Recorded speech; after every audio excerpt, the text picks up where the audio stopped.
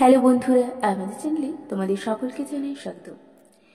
এক ব্যক্তি নিজের গ্রাম পরিত্যাগ করে অন্য গ্রামে বসবাস করার কথা ভাবছিলেন, কিন্তু তার মনে সংশয় ছিল যে যে গ্রামে তিনি যেতে চলেছেন আদৌ সেই গ্রামটি ভালো হবে কিনা।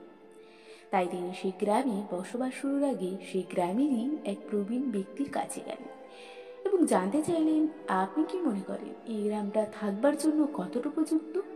এই গ্রামের মানুষরা কেমন প্রকৃতির? তখন সেই প্রবীণ ব্যক্তিটি লোকটির করা প্রশ্নের উত্তর না দিয়ে বরং তার কাছে একটি প্রশ্ন করলেন, আপনি যে গ্রাম থেকে এসেছেন সেই গ্রামের মানুষরা কেমন প্রকৃতির ছিল? উত্তরে লোকটি জানালো, তার পূর্বেকার গ্রামটি একেবারে জঘন্য প্রকৃতির ছিল। সেখানকার মানুষরা যেমন ছিল নোংরা প্রকৃতির, ঠিক তেমনই ছিল লোভী। তারা সর্বদাই রেগে থাকতো আর কথায় কথায় ঝগড়া করত।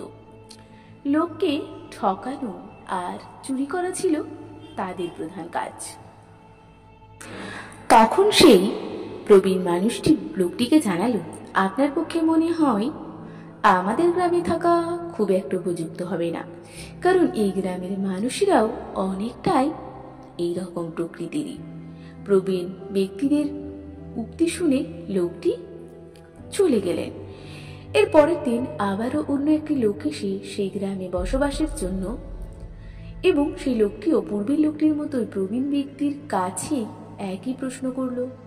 উত্তরে প্রবীণ ব্যক্তিটি তাকেও জিজ্ঞাসা করলেন তিনি যেখান থেকে আসছেন তার পূর্বের গ্রামটি কেমন ছিল। উত্তরে দ্বিতীয় লোকটি জানালো, তার আগের গ্রামের মানুষরা খুবই সুন্দর এবং ভালো ছিলেন। তারা একে অপরকে সাহায্য করতেন, বিপদে আপদে পাশে থাকতেন, পরস্পরকে শ্রদ্ধা করতেন এবং সবথেকে বড় বিষয়, নিজের গ্রামে মানুষ এবং গ্রামকে তারা খুবই পছন্দ করতেন। আমরা সকলেই সেখানে মিলেমিশে থাকতাম। লোকটির কথা শুনে প্রবীণ ব্যক্তিটি দ্বিতীয় ব্যক্তিকে জানালেন, এই গ্রামটিও একই রকম প্রকৃতির। আসলে বন্ধুরা, জীবনে তুমি তোমার আশেপাশের পরিবেশ ও মানুষকে যেভাবে দেখবে, জীবনও ঠিক সেইভাবেই তোমাকে দেখাবে।